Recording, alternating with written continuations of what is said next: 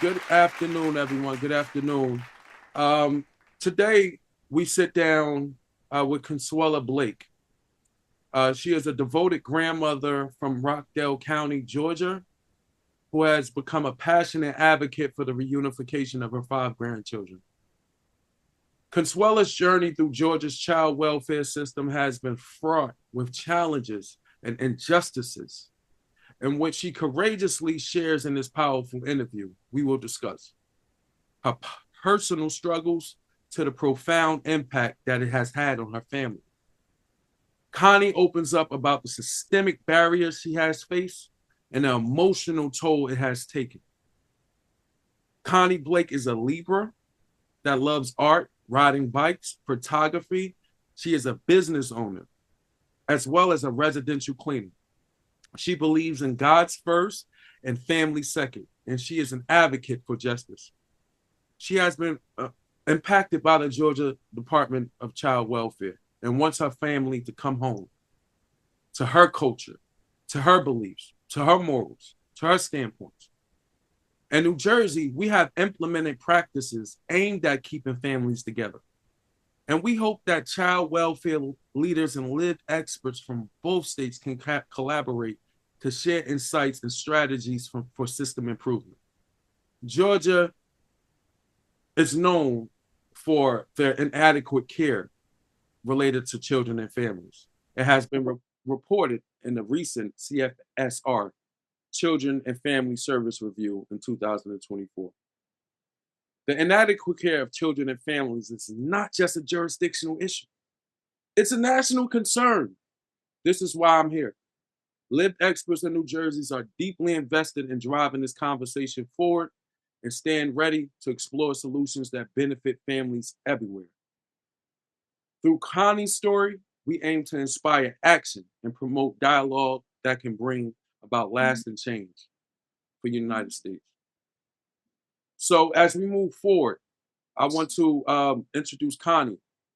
Connie, like I said, she's not only an advocate, but she loves art, riding bikes, photography, and business owner. And this has really stopped her from doing the things she loves in life. Connie, welcome. Welcome. Hello. Hi, everyone. I appreciate Mr. Jennings setting this platform so I could actually come live and tell my family story because it is a lifetime original movie. It has been and still is a living nightmare. And no one would believe that this is actually happening here in the United States.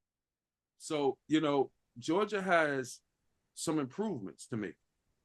I want to discuss, start there, and let that be known and let that kind of guide the conversations for our policymakers in New Jersey when we talk about gauging discussion with Georgia and how we can implement our strategies and assist. So, Connie, can you start by sharing your story and how involvement with Georgia's child welfare system began for you and your family? My story began with my five grandchildren who were placed in state care um, by Rockdale County, which is in Conyers, Georgia. Mm-hmm. My daughter was living in a home, and her home was deemed not sufficient for the children because she is on a housing program and they were having electrical issues. So that's understood. My daughter, um, she navigated and she found the home as quickly as possible. But unknown to her and to the entire family, that one that one situation of not having a place for her children turned her into separating her children from her for the last 5 years. What this agency, the Department of Family and Children Services, has done goes against all constitutional amendments and human rights and every right of a mother and every right of a human being and children. These people took these children into state care. They would not allow any family member to have the children. And I thought, being in a situation where there are agencies and laws that are in place to protect families. We contacted several. I have names, dates, times, and places of these agencies that apparently say they advocate for children, when in fact, I it's just an office because I contacted them. If you have a loving family, grandmother, aunts, uncles, fathers that want children, why? Why would this judge have in documented record that no family member could have these children? I thought the Department of Family and Children's Services model is to embrace and support families. This is not what these people did.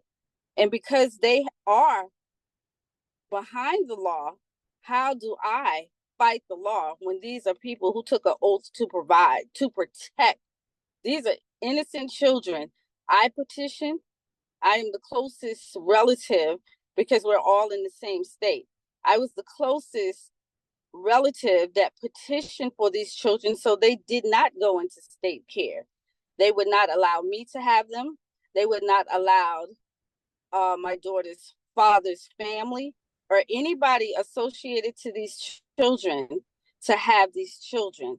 I don't understand how anybody could have the power to divide and traumatize kids. And why would you do it when this particular entity called the Department of Family and Children's Services is supposed to protect children? That's not what Rockdale County did. They have devastated and divided my family. And it's sad because every agency that I contacted to bring this story to the forefront long before that video in October of 2023, everybody turned their head. There is a list of agencies that I have in the state of Georgia, a list of political leaders, a list of attorneys who all deemed and responded that they didn't want to be bothered, or they just did not respond. And we, as United States citizens, we speak on issues about child welfare in other countries, but we're right here on United States soil, and we see, and I'm reporting, I'm following the laws, thinking that these people was going to advocate for my family and protect these children. Instead, they did nothing. And it doesn't happen. I want to kind of bring us back a little bit to when their first contact, right? You mentioned that there were some concerns, some housing concerns related to this. They engaged. They said there were some housing concerns. Can you express what was some of the concerns related to housing at the time that that deemed for child welfare involvement? Child welfare played their own rules, and they did what they wanted to do. If a mother comes to an agency that is supposed to help, and she's reporting to her case manager that she's going to temporarily have a different address because of situations in the home, which is electrical, which is beyond the scope of what she can handle, and it's not her fault. And she reports that. There was no.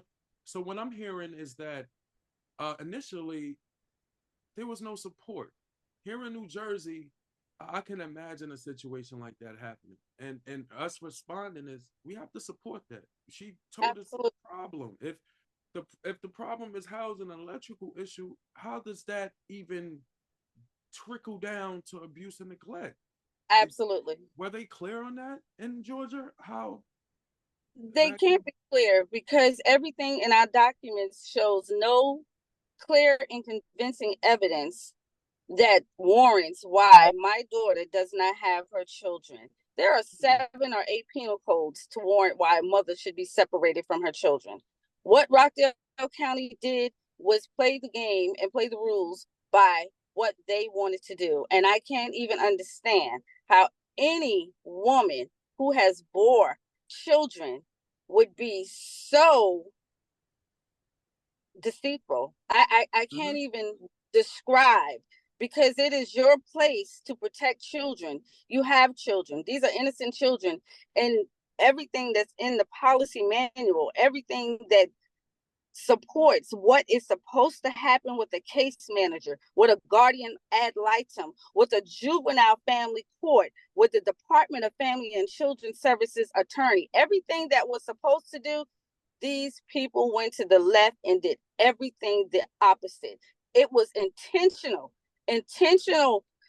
emotional trauma set to innocent children when family was petitioning to have these children, and they took it upon themselves to say, nope, we're going to take them. And from that day to this day, they have still not taken accountability. There's no mother in the world that can continue to wake up and to live and breathe and not know where her own children are. No laws were followed by Rockdale County.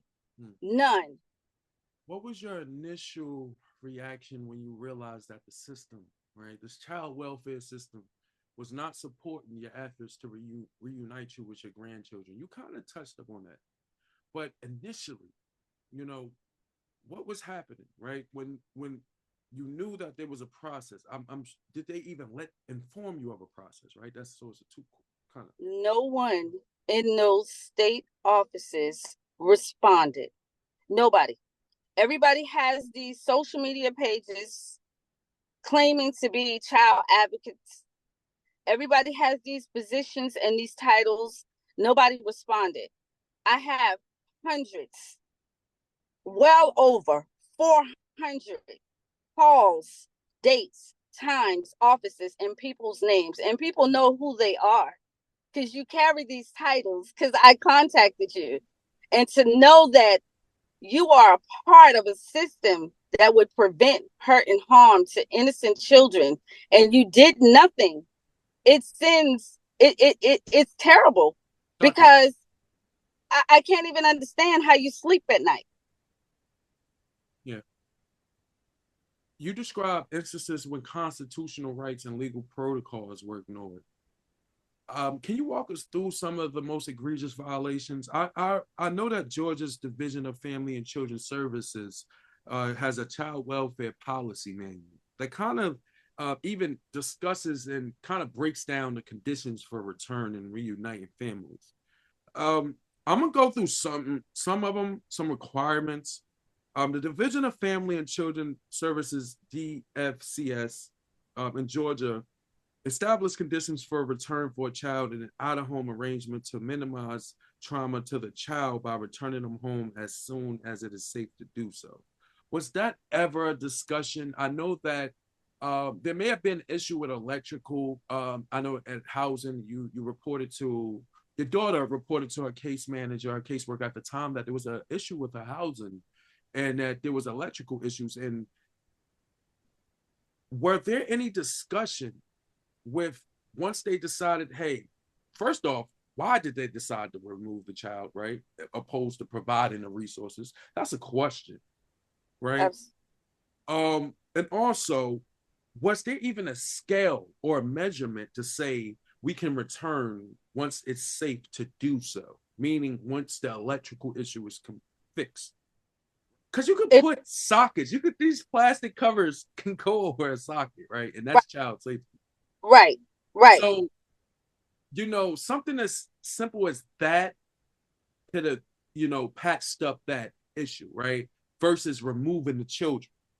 So, can you touch up on that policy on how minimizing trauma to the child by returning them home as soon as it's safe to do so? Can you kind of touch up on how that policy was applied in your situation, or even not applied in your situation? I will say this.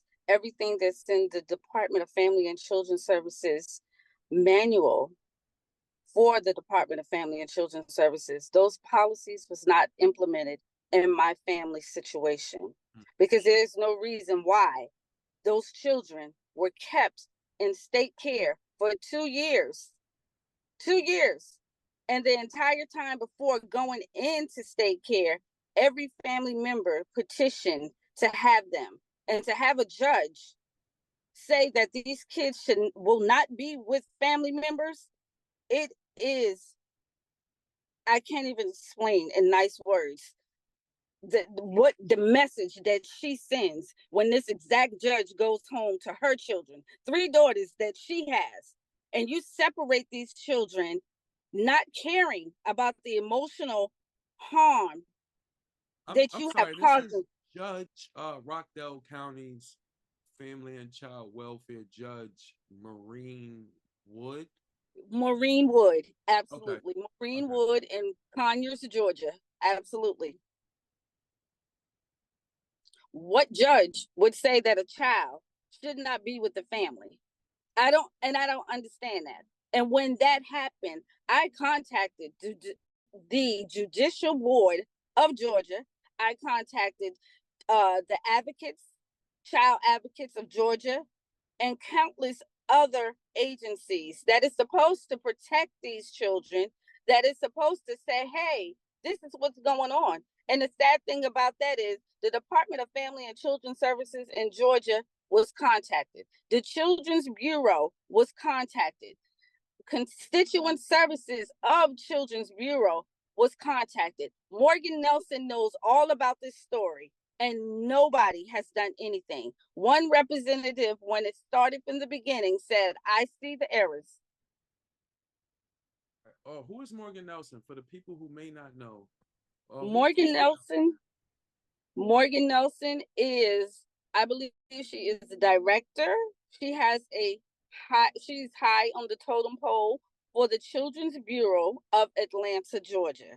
I had numerous conversations with this woman. She's asked for my grandchildren's birthday.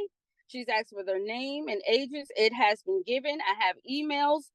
Not one return message about the accountability of what they did. Nobody can explain why children who have family that love them, why are they in strangers' homes? Nobody can tell us where these children are and why did you take them?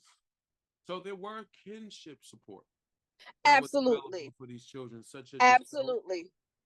Did the workers even try to engage with the fathers? Did they try to engage with the aunts? Did they try to engage with any other kinship to kind of maintain placement before even placing them into a out of family placement, right? Because there's an out of home placement, but then there's an out of family placement too, right? Right. Absolutely. So we got to use that language as well. So before even, you know, out of home may have been a thing temporarily, right?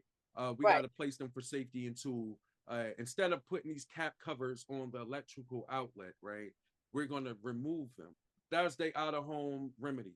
But did they even try to find out of immediate family kinship support or anything like that? Was a worker, was that a thing?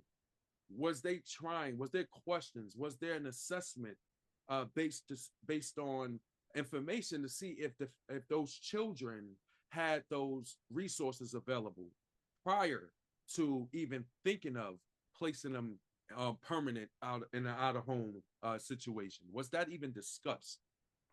Well, again, Judge Marine has all of this information. The case manager that facilitated this has all of the information. The children did not need to be placed in the state care because my daughter found a new home for them. Those kids was placed in care based on their metrics on they wasn't going to go to any family members. We want to put them in state care. We want to traumatize these children. That's the agenda because it was family there. I'm there, the closest grandmother. I had a home and offered to have my grandchildren there. And this judge said no. You offered to have you stepped up to the plate and said that, Absolutely. hey, I can be the support for these children. Absolutely. You do not have to place them in out of home placement. There was a court hearing where you said that to the judge, Absolutely. and they chose to go without a family placement, They right? should. Further distancing the Absolutely. children from their Absolutely. familiar bonds. Absolutely. Okay. Absolutely. Okay. Absolutely. They did everything that's in Georgia's policy manual. These people went against. There is no reason why you would take children and treat them like they're animals and place them with strangers. My daughter lost her rights to her children long before Judge Marine put this on paper.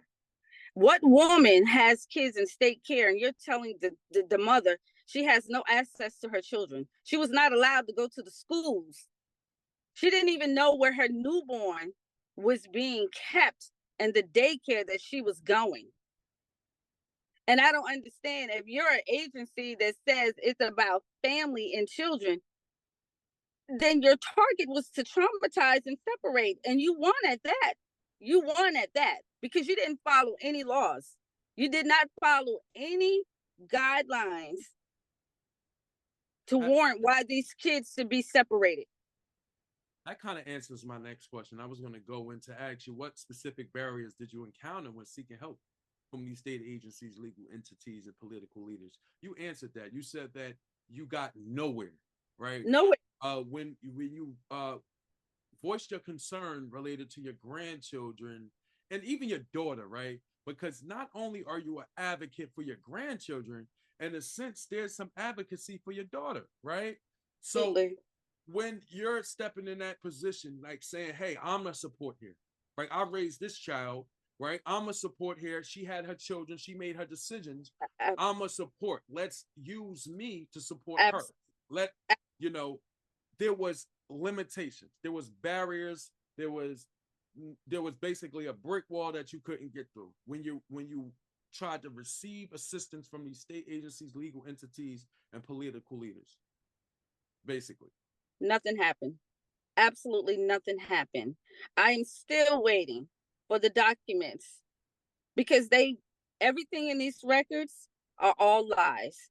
Everything that they created to create a horrible mother, a horrible family, they put in these documents just to show, okay, when we do get an attorney, someone helps, they're going to read this and say, why would we give these kids? Why would we give them back? And the sad thing about that is my daughter found that place, a new home for them. 2 months later, it is on record. And they said, you will not get your kids back until you get into a family treatment program. What does drugs have to do with inadequate housing? So that's when the games began with Judge Marine, because from there, it went to, you're not in compliance. You're not doing this. You're so not doing that. There was a substance abuse component to this, correct? Not to this case. 6 months prior, my daughter went to a hospital there and the nurse reported her and said she had cocaine in her system.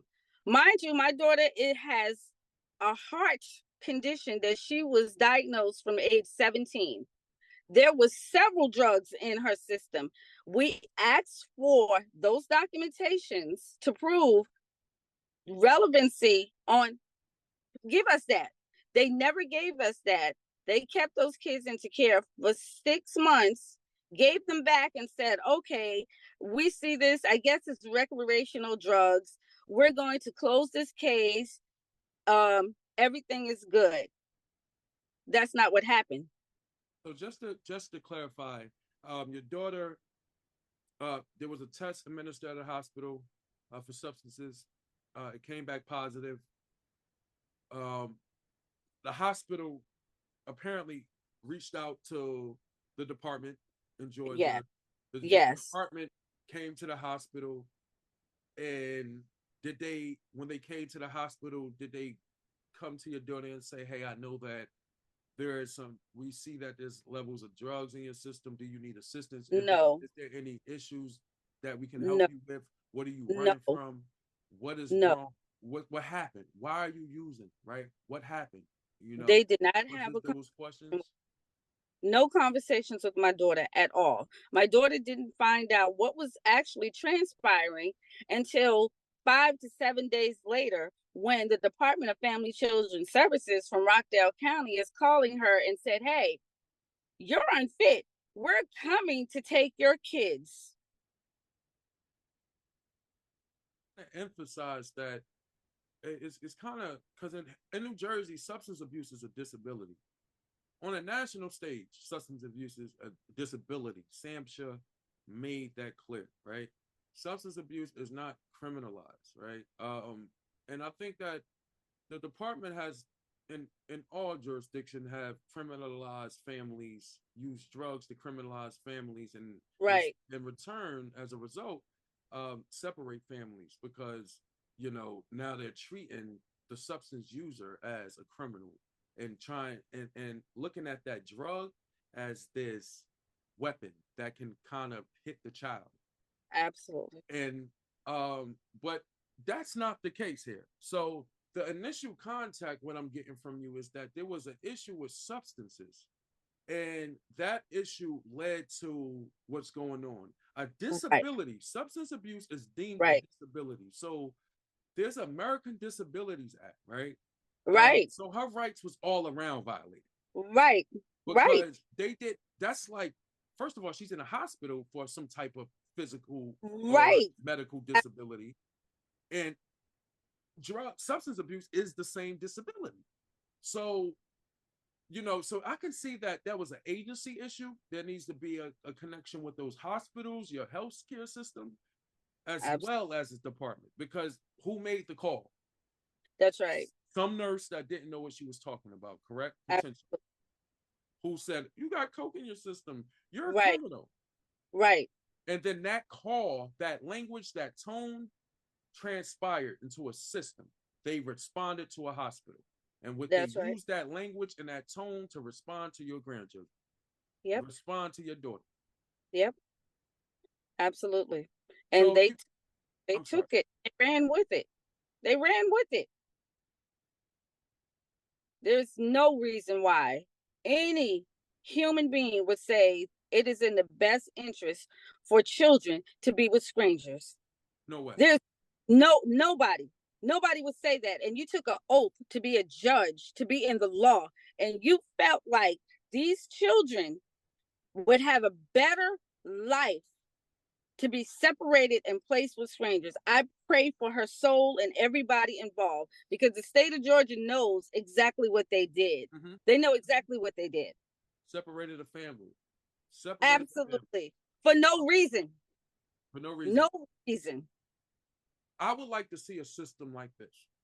In instances where there's issues of substance abuse, housing issue, educational issue, employment, that worker that's coming to that door is coming with that in their hand. Oh, you have an issue with employment? Oh, well, we're not taking your child. We got to hear. We're gonna help you find a job. If we help you find a job, it takes care of the children. You got an issue with substances? Do you have kinship support that can come into the house and monitor you? While we provide some services and home services to address that disability, right? None of that was happening. Nothing. My daughter was forced into a family treatment drug program. Mind you, those kids mandated. So that means it was a court mandated from Judge Maureen Wood. Court mandated from Judge Maureen. Okay. Right. And she's the Rockdale County judge. Juvenile justice judge. Yes, okay. She is. Okay. It was mandated that if my daughter wanted to get her children, which the kids was in care for inadequate housing, she found a new place 2 months later. They returned to her and said, we're not giving the kids back because we feel like you need to be treated for drugs. That was never an issue. That was the year before, and it was handled, and that case was supposed to be closed. Her case manager said, we deemed that as recreational. We don't have the test to show you the results. They never showed us the test that they apparently said it was cocaine in her system. So we said, okay, we're going to get the kids back. So when she had this issue with housing and the electrical issues, this is when they said, okay, we're going to get the kids. We're going to take the kids back because you got an open case. In actuality, she didn't have an open case, but you wanted to use that platform to force her into a drug treatment program so she would get the kids back. But you didn't give her back her kids. And everything in this program that is facilitated by Maureen Wood, signed and dated when my daughter started, that it was about reunification. But why would a woman take a drug program when the issue was housing? And 2 months later, after the kids was taken, my daughter found housing for them. And they kept them in care. And they still, every family member petitioned. We have dates, time, calls, numbers, petitioning to get to remove those kids. Nobody knows where my grandkids are. Nobody. From the date of 2018 to this day, my daughter and my family, their fathers, we do not know where these children are. And I want to kind of dwindle back because you made a great point. You mentioned that your children were returned post the allegations for the substance abuse. Correct? Right, correct. Returned allegations not substantiated, back to square one, but an open case for monitoring and further supervision and an extra layer of support. Is that what the case, why it was still open? No, it was open because they said the case manager, he's no longer, after that happened, this case manager resigned. So he was supposed to close the case. The case was not closed. So they used that as a means to say, okay, there's another instance with you. Now it's housing. You have an electrical issue. We're going to use that. And they went from A to Z in a matter of 2 seconds. So everything was manifested on what they were going to do and how they were going to do it. It wasn't no case manager to say, okay, we're working on this and this is what's going to happen. Every single person involved in this case, from the guardian ad litem, who is Devonna Roseberry, to the Department of Family and Children Services attorney, Jennifer Nicole Curry Klein, everything was orchestrated by them. There is no reason why, absolutely no reason why any child should be placed in this world with strangers. Absolutely. Absolutely no reason not. Especially when they had someone like you, a strong advocate, who I've had the pleasure to get to know these last couple of days. A strong advocate for your grandchildren. And there's I can see how they could have made a connection with you, right? We can see that now. You mentioned that you had your own place, right? Absolutely. You could have very well have taken your children and received some additional resources from the state. Absolutely. It wasn't even offered to us. It wasn't even offered. It was not even offered. When my daughter had her fifth child, that fifth child was removed from the hospital. No legal affidavits, no warrants, no reason, no convincing reason to remove that child. My daughter didn't even get to sign her child's birth certificate. You gave that baby to a total stranger when I'm the grandmother that was at the hospital. These people told me I had to leave the hospital before I get arrested. And because of the entity who the Department of Family and Children Services are, they have this power.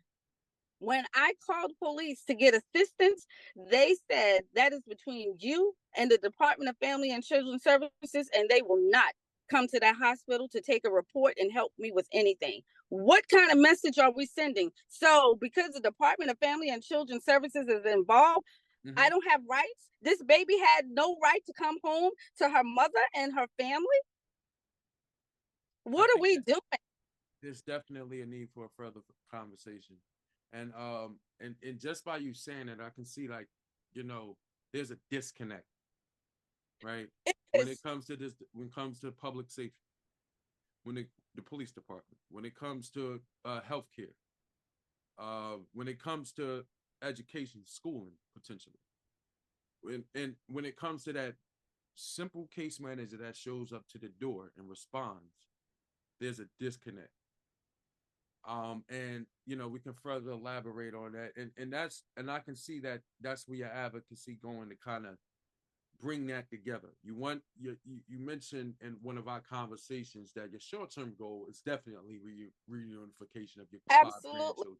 Your long-term goal is working with leaders either nationally or jurisdictionally to ensure that this does not happen to any other family. Absolutely.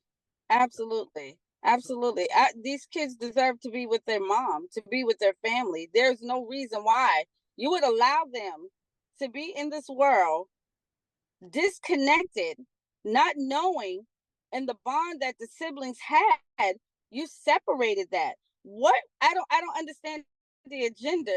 What these people did was more like, I don't know, a movie, The Mean Girls. You intentionally traumatized an entire family, innocent children.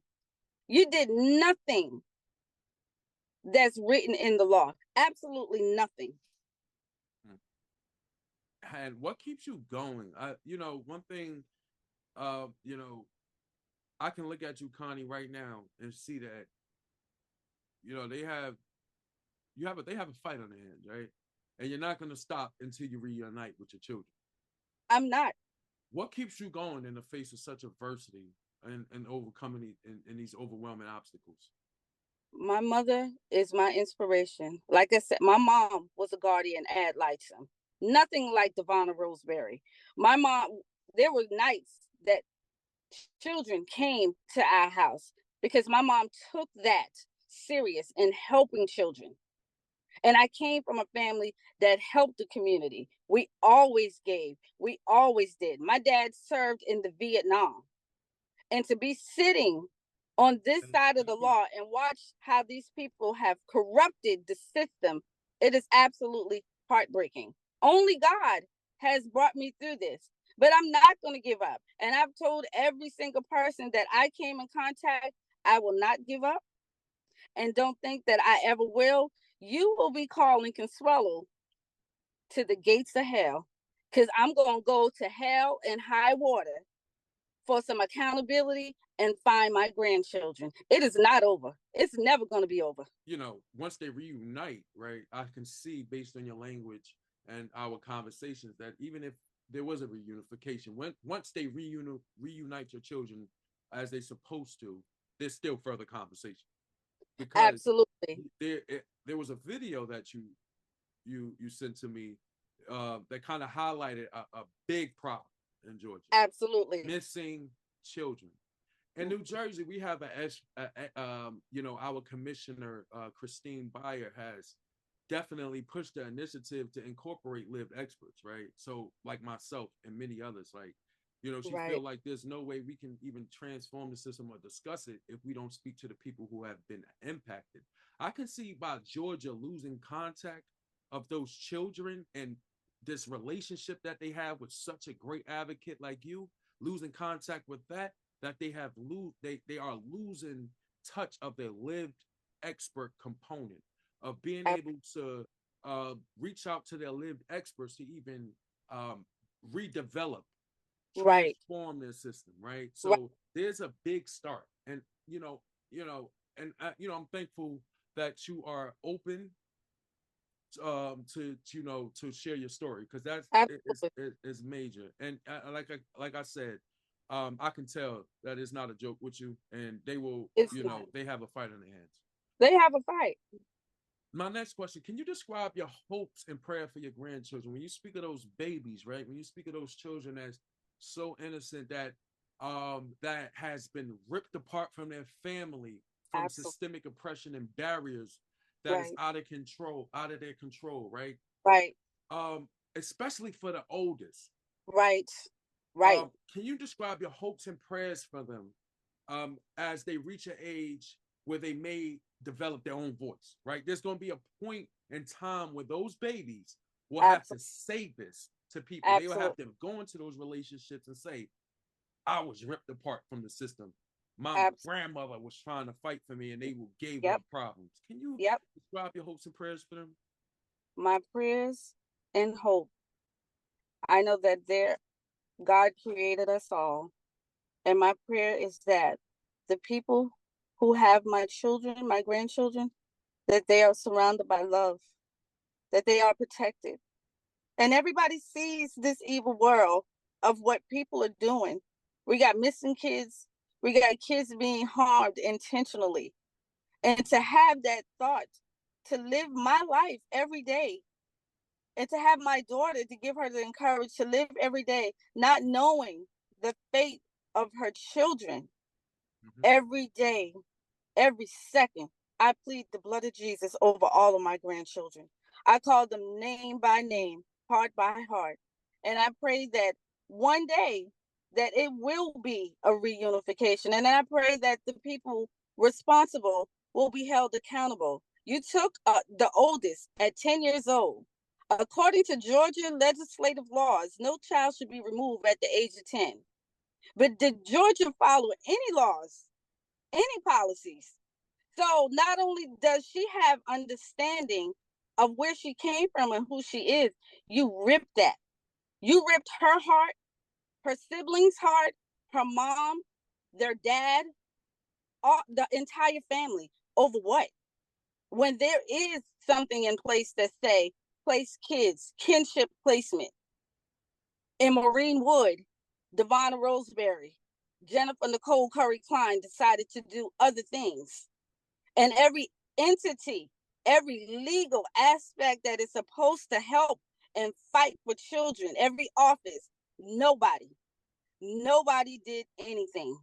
Nobody returned calls. Nobody said anything. One attorney that was so disrespectful that said, what do you want me to do? When they get 18, they'll find you.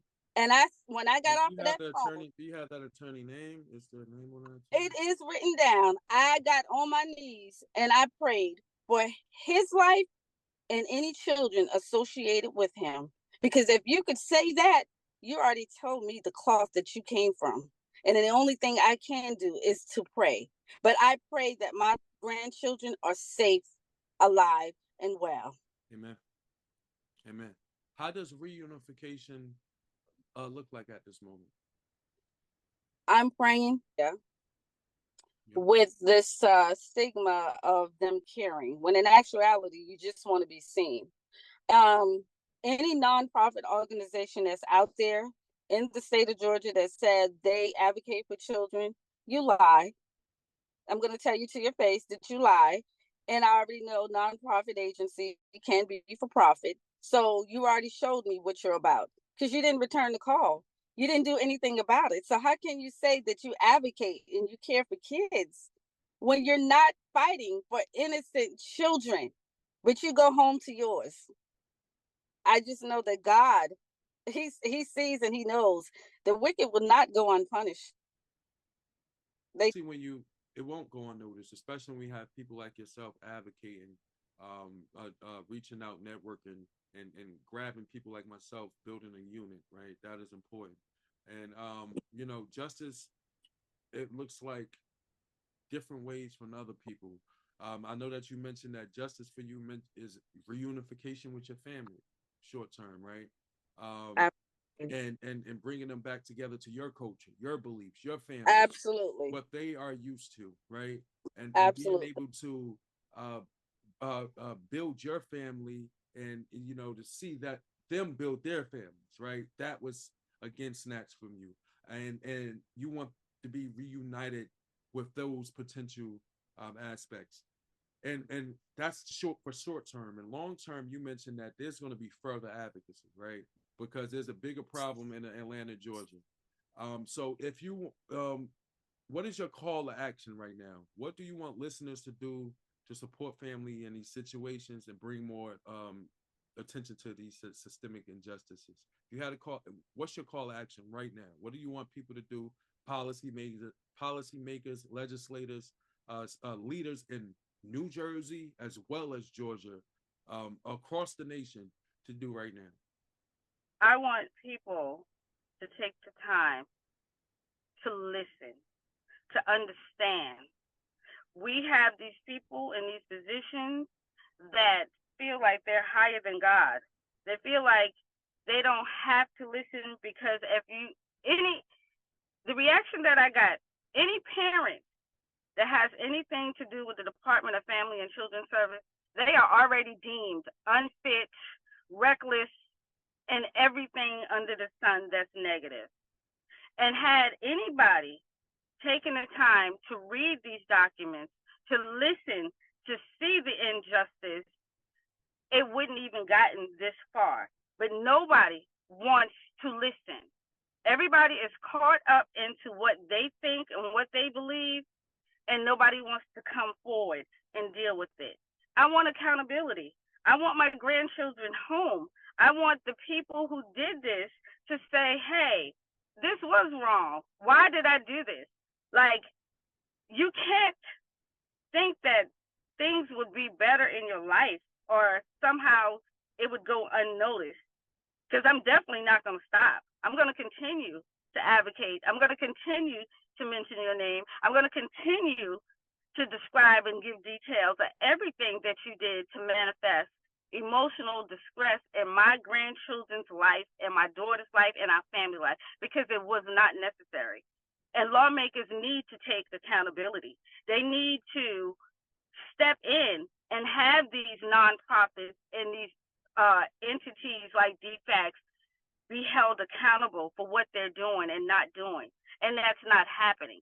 We just have people with numbers and people on social platforms that want to be seen. But what are you doing?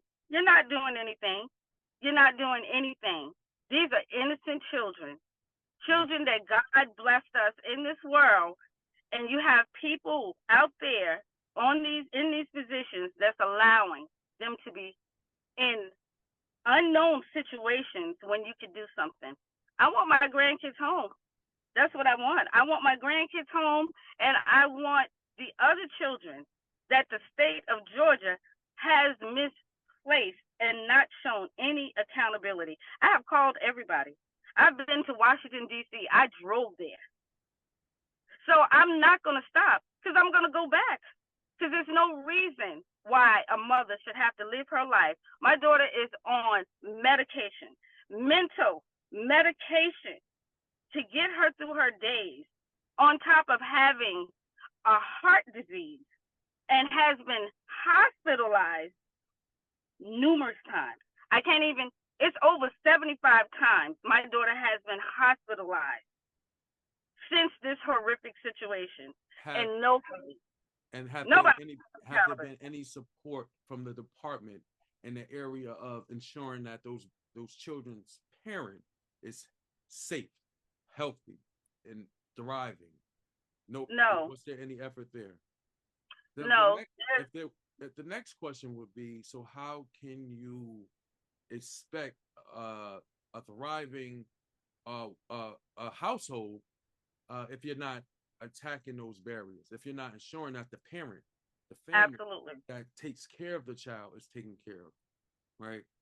That kind of leads me to what the next question: what specific steps or platforms or you're engaging with to amplify your fight for justice, and how can people join or assist? How can people contact Connie, right? How can we contact Consuela Blake to further this mission and advocacy and join and assist you in reuniting your grandchildren?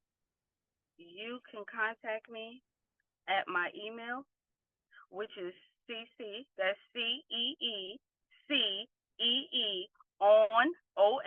the go @gmail. Because I'm going to keep moving. I'm going to keep moving, and I'm going to keep fighting, and I'm going to keep going. And for anybody that wants to join me, because that video that I sent is 1,790 children, missing children, that was in the Department of Family and Children Services in Atlanta, Georgia. And that is alarming. That is absolutely sad. And I know I can't be the only family that's fighting for children. And anybody that's experienced that, email me. I will be glad to listen to your story and share, and maybe I could be an inspiration and we could pray together, because only God can bring you through this. Amen. Only God. Amen. And that is CONTHEGO@gmail.com. CEEONTHEGO@gmail.com. I will make sure that I put that in the video, so make sure that people are able to grab that information quickly. As we close, Connie, what message would you like to send to other families? You mentioned that this is not just a you problem, right? You are impacted, Right. but Right. there's a need for a national attention, not just Absolutely. jurisdictional, not just Georgia, but it's a need Absolutely. for a national attention because it has It's affected national. so many families. What message would you like to send to other families who might be facing similar challenges right now? I would say to any family and all families that's experienced this, get to know your local lawmakers, start reading, start investigating, educate yourself because no, they're not going to come to you. You're going to have to fight for your children. You're going to have to fight for yourself. Don't stop because one person could lead you to somebody else and another person could lead you to another place. Do not give up because this is a national crisis. It is a national crisis, and it's sad because we are supposed to be families are supposed to be united, and the United States is supposed to stand on better grounds than what it's standing on. And it is sad that any child can be separated from their mother and their family, and especially on how Rockdale County manipulated and corrupted this system. People have to pay attention to what's going on. It's right in front of us. Everything that's happening is right in front of us, and you better fight. Do not give up. Do Absolutely. not give up. And our next question, as we conclude, this will be our final question. What would you say to the people responsible for these injustices your family has endured? What would you say to them? What would you say to Judge Marine, the other people you mentioned? People, speak to them directly. Maureen Wood, I'm going to pray for you because everything that you did to innocent children, you didn't have to do it. And you know that these kids have family. Why you chose the route that you did and purposely putting them into a situation, I can only pray for you and yours. There's several people involved in this case. Maureen Wood, she's the judge. Devonna Bryan Roseberry, Nicole Curry Klein, Carolyn Peacock, Charles Williams. I could go on. It's about 25 people, and I know their names from the top of my head because you caused devastation to innocent people that all we wanted to do was have a life and be together. God bless my daughter, and she carried those children, and you guys took it upon yourselves to do other things and have that bond separated. The only thing I could do is pray, and I pray that God will release them from this situation and also penalize and have you guys accountable for the injustice that you are doing. That's my word. Because my prayer is my kids are safe. I pray that they're safe and reunited with us by the grace of God. Thank you, Connie. And that is my sentiment as well. Uh, you know, as we sat down today and we discussed the challenges that Connie and her daughter, and her grandchildren have faced through the child welfare system in Georgia. These personal struggles have profoundly impacted her family. And these systemic barriers she is facing, it is a need for further discussion on how we can address that. In New Jersey, we have implemented several strategies to keep families together. Me personally, I want to send out an invitation to Georgia's child welfare leaders, child welfare activists, and whoever's in high positions to make policy change related to child welfare in Georgia. I invite you to a conversation with New Jersey leaders, live experts, the people who are affected by the child welfare system, who are now working to better the system. We would like to discuss how we can share practices, how we can discuss our practices in New Jersey that maybe you can adopt in Georgia and vice versa. We feel that child welfare is not a jurisdictional issue. It's a national concern. Those grandbabies are my concern. Those are the people in Jersey's concern. Those are the lived experts around the world concerned. Until this family is reunited, we feel that we have concerns here. There's a need to drive a conversation forward, and to stand ready to explore solutions that benefits families everywhere, not just in Georgia, although Connie's story will aim to inspire action and promote dialogue. We are looking to further this conversation. It does not stop here. So Georgia leaders, anyone that has any experience with this case, that understands this case and understands what might have occurred, we want to bring you to the table. Connie has actually, it was kind of, heartfelt to me when she mentioned that she wants to work to prevent this from happening for future families. She said that that's her long-term goal. The short-term goal is simply the reunification of her grandchildren, which should be. She should be reunited with her grandchildren. She's a kinship supporter, and you pretty much skipped over her. She needs to be reunited. And her long-term goal is sitting at the table, further discussing ways that this doesn't happen no more, whether on a national scale or jurisdictional scale. And, Connie, I want to thank you for your time.